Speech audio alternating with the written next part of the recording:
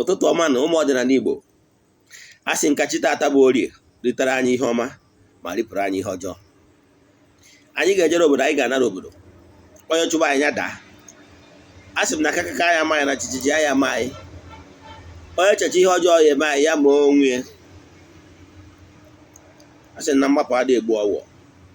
N'ọdụ n'iru ka anyị ga na-aga, maka na oke enwe bụ n'iru ka ọ na-ama. A sị m osisi fụrụ anyị na-atụ ufere ga-amapụ ya ọnụ. Onye fụrụ anyị cheta nwa ya nwụrụ anwụ n'ọzọ ya nwụ. A sị m onye sị na ife anyị na-eme ama enwe isi were isi onye a tinye ka onwe isi ise. Aka m bụkwa onye nke gị, Ogbuefi EZE-ANA Ugochi tubelu na oraifite. Abụ m onye isi nchụaja na Ugochi tubelu na temple. Bụrụkwazị onye isi nchụaja na ọdịnala restoration prime minister. Bụrụkwazị onye mgbasa ozi ọdịnala Igbo. My mission is to help people live better life. Isiokwu anyị n'ụbọchị taa akọwalụ m yesterday lecture. Today lecture bụ a follow up na yesterday lecture. Today lecture anyị nọ na ya bụ maka na yesterday akọwalụ m 5 categories of ndị akpọrọ ọrụ. Yes. Nkọwakwa na onye ọbụla bụ onye akpọrọ ọrụ as a human spirit here on earth. You are expected to mature, having achieved your set goals. You go back to your origin, Bonanamo, and join your worthy ancestors. On the highest point any human spirit can mature, because that is where our origin, and we can only go back to our origin, the world of the spirit. So we call minus individual work enyere gị ka ị bịa on earth to mature. Enweziri ndị akpọrọ ọrụ extra job, extra JD attached to them maka ọdịmma nke ndị ọzọ and ọdịmma nke obodo na ezinụlọ dị iche iche. Ọnya ma ihe kpatara eji wee kpọọ ọtụtụ ndị mmadụ n'ọrụ. Wee kọwaa na enwere that 5 categories of ndị akpọrọ ya bụ ọrụ. Mma ebido from the down to the most top. Enwere ndị bụ ndị Ogbanje. Enwere ndị bụ ndị Ogbanje. How about the lowest? Yes. Enwere ndị bụ ndị akpọrọ ọrụ dịka ndị bụ purist,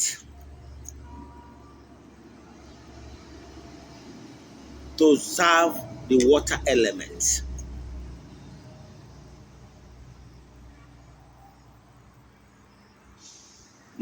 Personally, I call them nnukwu ọbụrụ nwaanyị akpọọ m ya nnukwu nwaanyị, ọ bụrụ nwoke akpọọ m ya nnukwu nwoke. Ị ghọtara ya? I don't normally use the word EZE-ANA. That particular name is solely reserved for the primordial queen. Yes. For ndị ụka ọbịa dị iche iche kpọrọ EZE-ANA nke eluigwe. Because she's the queen, the primordial queen in her throne. Bọsị mma akụwa gbasara ya na-abịakwa. Maka na enwere the spiritual powers, enwere level by level. Enwere the divinity, the throne of the Almighty, the unmovable mover. Yana mmadụ adịghị eke. Ghọtara ya? Yes, is the throne of the Almighty. Then coming down, you see the throne of the primordial queen. Oh yeah, but even in BC, mgbe ụwa bidoro, ma mgbe the ancient books, even the ancient books ndị emere etinyere na Old Testament of the Bible, have ebe o kwuru gbasara the queen eze nwaanyị nke n'igwe. Ọnya maka ndị ụkọ ọfụa, and they describe that eze nwaanyị nke n'igwe na o nwere crown and stars of 12 stars on a crown. Yeah, describe how beautiful the woman is, because she always appear in woman figure. She's the queen, the primordial queen. As you can do, the attributes, then allocate here to to mother of Jesus. But I will let you for another day. I will open your eyes, because the bandage must fall. Then Kamaga, but see another lecture. So many in a kunabon. So more other aboha eze one, you know, because then we're higher understanding. However, let me descend a little low. Can you use low level here you were water?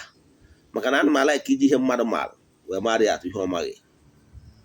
Na Anambra State, ọ nwere ndị a na-akpọ eze nwaanyị. A na-use kind of word eze nwaanyị iji wee describe that some women nwetụrụ ọkwa dị elu.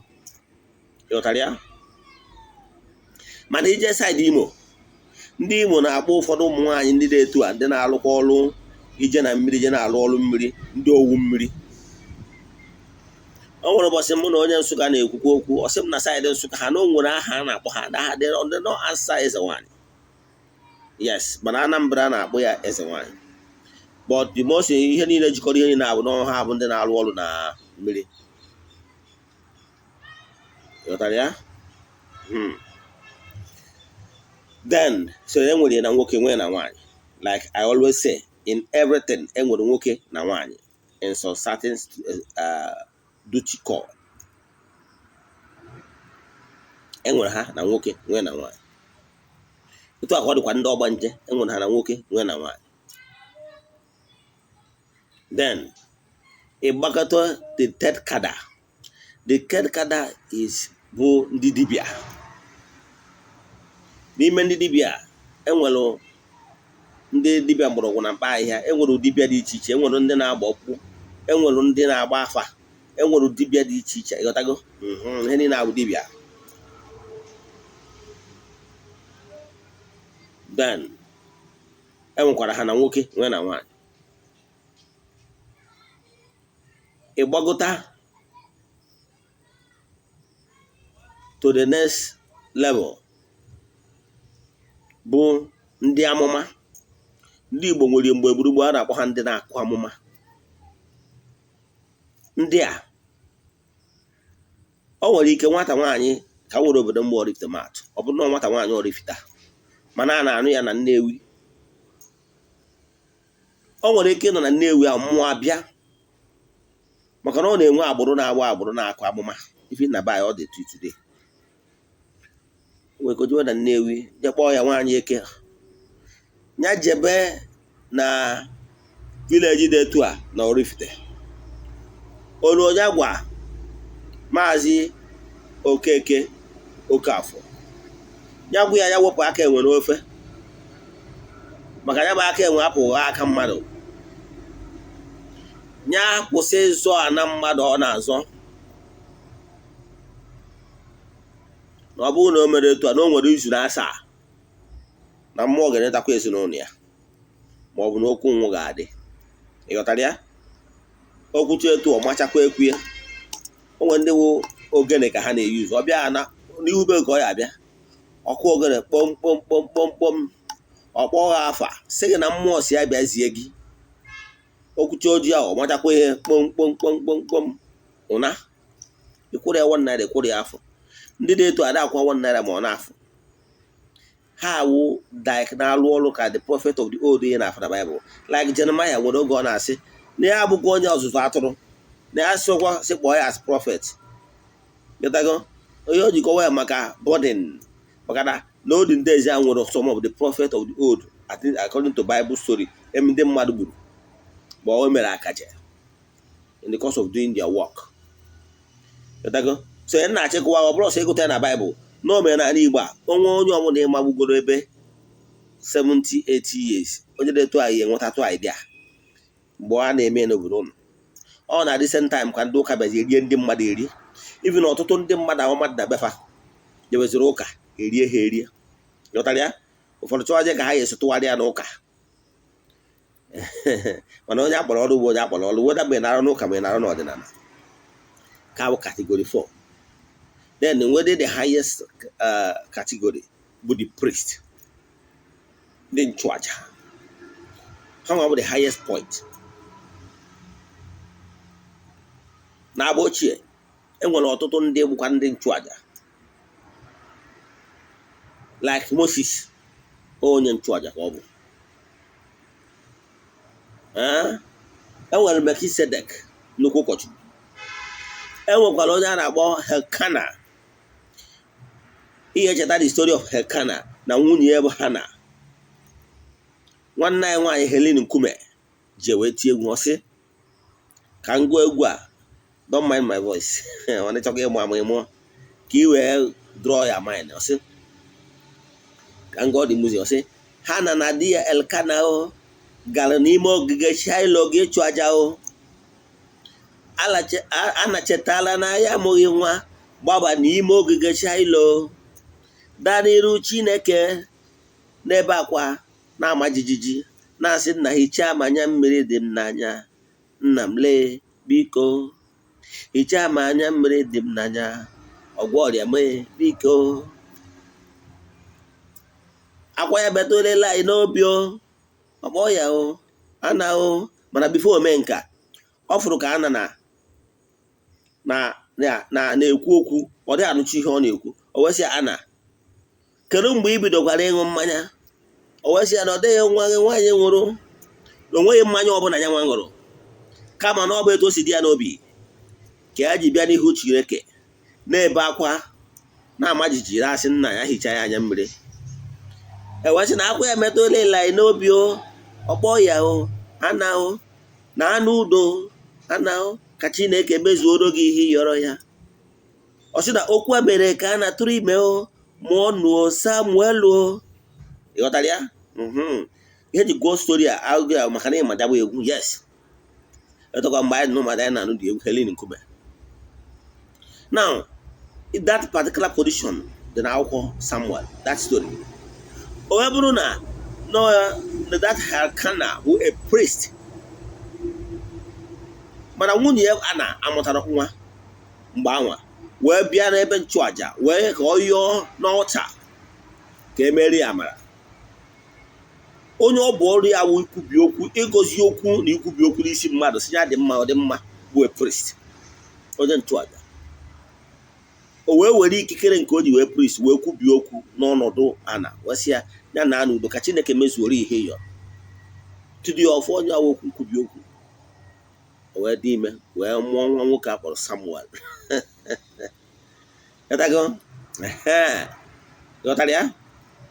Ihe nji wee kọọ akụkọ abụ ka i wee ghọta tụ a ka o si wee dị. Enwekwara ọtụtụ ndị mmadụ nwere ike ịma atụ bụkwa ndị nchụaja na agbụrụ ndị Juu, ọ agbụrụ Levi bụ ndị na-abụ ndị nchụaja. Ịghọtago ihe nji digress eleto ka i wee ghọta ihe anyị kọwara yesterday. So I want to watch that very video. You watch that lecture. So, mana ihe anyị bịara ịkọwa taa, agwa m na anyị ga-ewe ya ofu ofu. Anyị ga-ebido na number 1 bụ ndị Ogbanje. Kedu ihe bụ characteristics of ndị Ogbanje? Ọnya bụ isiokwu taa. Mana ihe nji wee digress before ka i wee ghọta ihe anyị kụziri na previous lecture. But before then, echefukwara mmụọ ọkwa dị mkpa. Echefukwana na aja anyị na-achụ kwa ọnwa nke ọnwa Mee ka na-aga n'iru. Anyị bidoro na 8th of May, ọ ga-akwụsị 14 days, ga-abụ na 21st of May. Na that 21st of May and 22nd of May ga-abụ nnukwute mmemme na Ugochi tubelu na temple. Nke ọnwa Mee a pụrụ iche maka na Mee abụ ọnwa anyị ji enwe festival, ọnwa anyị ji eme anniversary of the consecration of the Ugochi tubelu na temple. Ọ ga-eji celebrate mmụọ niile na-apụ apụ na Ugochi tubelu na temple. Ezumezu mmụọ niile nọ. Ọ ga-eji celebrate otu Igbanijele, ndị anjelu nke Chukwu, ndị na-eweta ihe akwa na ihe enwe. Ọgwa mgbe anyị ji celebrate oke mmụọ na-apụ apụ ihe eji na nchagbu, arụsị na-achụ ndị amoosu, na-achụ ndị otu nzuzo, arụsị na-eji olu na-eji igbo, arụsị a na-akụ mbamba. Ọ mgbe anyị je celebrate ya, ọ mgbe o ji eri ọta, mmiri na ndị niile kụrụ mbamba na ya bụ arụsị nwe oge a ji abịa egburu ya anụ. Mana onye nwere ike imewu ya na nkịta nwekwara ike ime anytime during this year. Ghọtara ya? So ọ ihe kwesịrị ịma. So ọ nnukwu mmemme. So nke ọnwa Mee a danyere na ya bụ oge. So aja anyị na-achụ 14 days nke ọnwa Mee a, ihe anyị ga-eji wee crown ya wee mechi ya bụ aja a na-achụ kwa ụbọchị kwa ụbọchị. Nke taa ameghị ga-agba efi ka a ga-egbu n'ụbọchị anwa. Egbusie efi, a ga-eji mesara aka, ma a ga-emesu ya, a ga-esi nri dị iche iche. Ịbịa wee nwee ọgwụ afọ, mmanya dị assorted. Then ọ gwaziri anụ ndị ọzọ a ga-egbugasị dị iche iche. Nke a bụ nke individuals. Gwasịrị ndị kwụrụ ụgwọ ka a chụọrọ ha aja dị iche iche, ma aja ebu ma ihe niile. Ghọtago? Nwee ndị chọrọ ka a gụọrọ ha ụfọdụ ụzọ n'ụzọ pụrụ iche n'ụbọchị ahụ, maka na oke ọfọ ga-apụta. O nwere ndị yọkwaranụ ka a gụọrọ ha ụfọdụ ụzọ dị iche iche. Ụbọchị ahụ kwa ụbọchị anyị ga-aga ọfọ n'isi ndị enyi m niile, my children all over the world, ndị niile anyị na-alụ ọrụ mmụọ dị iche iche. So nnukwu ụbọchị. Ọ bụkwa ndị nọ ebe ọbụla ị nọ mana ị nweghị ike ịbịa, ị nwekwara ike isend mmadụ write ya written petition of your 3 prayer request ka e weta ya na Ugochi toward na temple. Anyị ga-press ya before the altar, ebe anyị na-ekwupi okwu, n'ebe anyị kpọrọ ebe ezumezu ndị mmụọ ozi, that is angel field, anyị nwere na Ugochi toward na temple. Ebe a bụ ma onye ụka ọsọrọ okpukpere ọbụla ị nwere ike ije di ya kpee ekpere ya ayịyọ. Ịghọtara ya? So ndị niile ga-abịa ụbọchị a, ọ bụrụ na ya abịa were petition gị bịawa, ka e were je kwubie gị okwu, emesizi upon all those petitions. Then ọkwa dị n'obodo iwu nwere ike ise ndị onye nke gị ka o weta ya. Anyị mechaa mmemme niile anyị ga-eme na that 21st, a ga-emesara aka, ndị egwu ga-agbakwu, emesịa ya ruo n'abalị emechie. Then continue na 22nd ya bụ Sunday. Na that 22nd ya enwere live band ga-anụ ya. My friends and well-wishers ga-anụ ya. Friends of the temple ga-anụ ya. Ebe ọmụ na ị nọ bụrụ my friend and friend of the temple, ma ọ na-anụ maka Ugochi na temple, you are invited. Ị nọ under the influence of my voice, ị na-anụ olu ihe a na-ekwu na, you are invited. Ebe ọṅụ ọgwụ ahụ anyị karịrị okwu anyị kụtara nke ikpeazụ a. So ịbịa ihe anyị ga-eji wee mere ọja maka anyị, anyị ga-eri ma nkwa ndị chọrọ ka a gụọrọ ha ụfọdụ ụzọ pụrụ iche. Nwekwara ike isendịrị meseji na 08057837672. Daalụnụ, anyị amasịkwa ọkwa dị mkpa. Na n'isiokwu anyị bụ kedu ndị bụ ndị ọgbanje. Ọtụtụ ndị mmadụ ịma na these 5 categories ya kpọrọ kịta bụ ndị nwere call ha, because ha nwere special duty aside from their personal existence here on earth. Now, get characteristics ya ji wee ma ndị ọgbanje. Ndị ọgbanje bụ ndị bụ ihe ọ ga-abụ ọ na-eme ịma na iwe onye ọgbanje. Nke mbụgoro na ị bụrụ onye dị na-enwe taịmụ ịnọ quiet time, ị ga-enwe ike ịyọta ndị ezumezu ka a kụziere gị ebe we are called. Maka ọtụtụ ndị mmadụ na-abịa na-ajụ mmụọ bịa sị m ji ekuzie ihe, maka na ọtụtụ ndị mmadụ na-asị isi ịma ihe we are called. Ndị ọgbanje bụ ndị notice me. Etu afọ ha si wee sa ndị ọgbanje, that is it. Ha ga na-eme crazy things. Ndị ọgbanje bụ ndị bụ, that is it. They will always like people to notice them. And ha na-ewe iwe very fast. Any brother ha agbago jam. Onye ọgbanje ga-achọ dị ka onye ọ na notice ya. They don't believe in dull moment. They don't believe eji nwa na-eme ihe. Ife ọnwụ na ha ga-eme ya to the extreme. Ọtụtụ ndị mmadụ na-eme onwe ha na-egosi onwe ha na social media, n'ebe ndị ọbọsọ na social media na everywhere now, asị ese nwaanyị bụ actually ọgbanje. Mana ha ghọtara na enwere division. Ndị ọgbanje bụ ndị na-abụ ọ bụrụ for any reason na ha ịchọrọ ka ha chụọ aja ndị ọgbanje, ha ga-achụ aja ndị ọgbanje very perfect. Ha ga-achụ aja ndị ọgbanje very perfect. Yes. Ndị a na-ekwu bụ ndị bụ na-enweghị ike ọ bụ na ha bụ agbanje mmiri, ọgbanje enu ana. Ghọtara ya? So ndị ọgbanje a bụ ha chụọ aja ndị ọgbanje ọ ya aga. Ha jụọ aja ndị ọgbanje ọ ya aga. Maka na ndị otu na-enye ha nsogbu. One other characteristic we take to know them for any reason. Onye ọgbanje wee sị gị you will see iwe wee dị ọkụ n'ebe ị nọ, inwego nsogbu. Eburu dị na-anụ ya anụ o wee sị na ya afụ maka na o firu n'ime jọrọ ya ihe afụ nke bụ eziokwu. And ọ sị na n'imerie ihe a kwuo okwu ọjọọ n'isi gị ọ ya eme. Ife ha na-etendekarị ikwukarị iwu okwu ọjọọ. They use more of their power in negative things. They use more of their power to ịtaga afụfụ. Eburu dị na-anụ ya anụ, imejọ ya, iwe wee ya. Nwanne ije shop you no go sell anything. Ije shop you no go sell anything. Gịnị ya wee mekọ ihe, iwe wee ya, o wee kwuo okwu n'isi gị, nwanne ọ ga-emekwa gị. Yes, ọ ga-emekwa gị. And they don't forgive easily. Ha na-adị radical. Ọ n'ime ha nwa bụ ndị agha wee fụ agbọrọ ya kọl mana ọ dị onye ezogbo onwe ya. Ụfọdụ n'ime ha nwere ike na-esi Igbo. Ghọtara ya? They can't hide. Ọ ga na-agbaliri nje na-egosi onwe ya and ndị ọgbanje abụ ọ bụrụ na ha bịa n'ezinụlọ ha dị ekwe. Yes, ha dị ekwe. Their character nwere ka ọ dị can't, if they are not happy, you know, ha nwere ike turn everything upside down to show their anger. Ghọtara ya?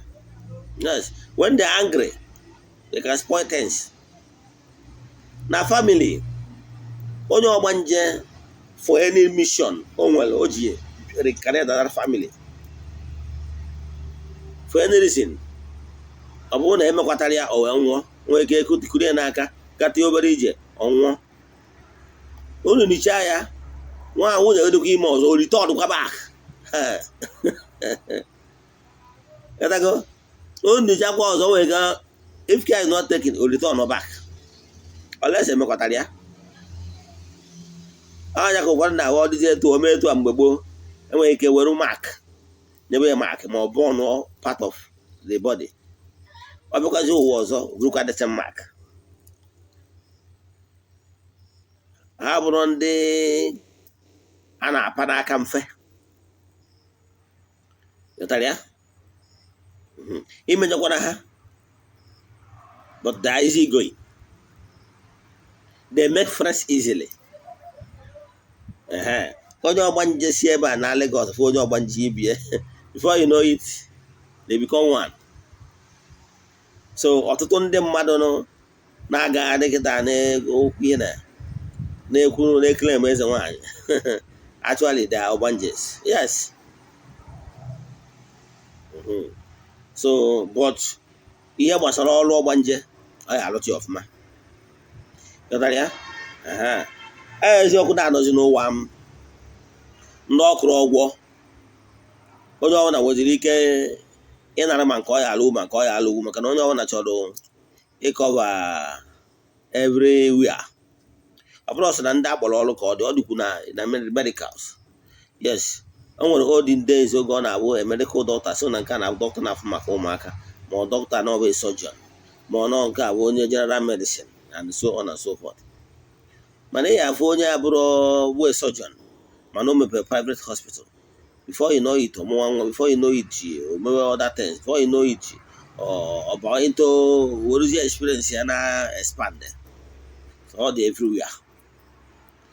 So if only hear Jamando Ogbanje, yes, good thing that I have na only Ogbanje will come only Ogbanje. Yes. So I don't know if you are in contact with the Madu de Tua, only Ogbanje. Follow them calmly. If you want to advise them, you cannot talk to them in the open without them flaying up. And they must notice them. They will like you to notice them. Why can now we hear the characteristics of Ogbanje? Onye Ogbanje bụ onye Ogbanje chọrọ wụrụ onye na-pay attention to the calling ya na ihe suyenu. Ọ ga-afụta na mgbe ọbụla ọ chụrụ aja ndị Ogbanje nọ na-enwe success result. Echefukwana na agwa ngene nwere ndị Ogbanje ụwa nwee ndị Ogbanje mmiri pụtara ya ọ chụọ aja dị etu a ọ ya aga.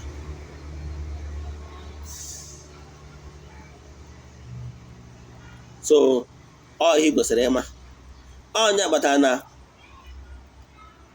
na mgbe na one of my Facebook group afọ mkpọrọ ya bụ otu ndị Ogbanje ụmụ mmiri na ụmụ ọdịnala. Yes, agwa m ndị Ogbanje ụmụ mmiri na otu ọdịnala because I understand na ndị a niile bụ departments of ndị agbara ọrụ. Yes, ndị Ogbanje na ụdị agụ category, ụmụ mmiri nọ na nke ha, ndị agbara eze nwoke na eze nwanyị na-enwekwazi ndị bụ ndị ọdịnala, ndị egere na ndị mbụ kpọrọ ọrụ, ndị enu na ndị ana kpọrọ ọrụ. Ha follow within their own category. So ihe anyị kọwara tata bụ ihe gbasara ndị Ogbanje, and onye ọbụla bụ ndị Ogbanje ha ga na-emekarị ka ndị Ogbanje. In this era that on the increase, and enwere ekike ndị Ogbanje eziokwu na onye a bụrụ onye Ogbanje nke etipụrụ ala, mana o nwere ike tụọ ya esi wee gachi ego ayọrọ. Ị mara Ogbanje onye nke nwere part 2. Yes, so all he kwesịrị ịma anyị kwụsị ebe a na o nwere ebe m na catch up ije taa. O nwere ofu enyi nwoke bụ nnukwu mmadụ. Yes, ọchị na nwata. Yes, ezigbo enyi nwoke onye ihe ala, ọ na-echi ọzọ taa na-etu ugo taa. So nya ụmụ nwa EZE-ANA Ugochi tubelu ebe a ka m na-akwado now. See, I'm drop a video now. I'm heading to ihe ala now. Yes, ihe ala isi meba wee jebe Nnewi maka tata o my off day. Meba jebe Nnewi. O nkwara ezi enyi m na-eme mmemme nwaanyị taa. So na nwa Ogbuefi invite, so I will be there. Agazienu onwe ajụjụ ma ọ bụ ihe ị chọrọ ide na nkụzi anyị na-akụzi gbasara ọdịnala Igbo. The next episode anyị ga-akụzi gbasara ya echi ga-abụ gbasara ndị eze nwaanyị na eze nwoke. Anyị ga na-ewe one n'ọgwụ this series. Chọọ m na YouTube Ogbuefi EZE-ANA Ugochi tubelu oraifite. Ọgwa na-echọ ịchọta na Facebook Ugochi tubelu oraifite. ọ bụrụ na o nwere ịchọ ka agbara gị afa miri emi ma ọ bụ na o nwere ajụjụ ihe dị gị mkpa n'ọdịnala Igbo, send ya meseji 08057837672. Daalụnụ.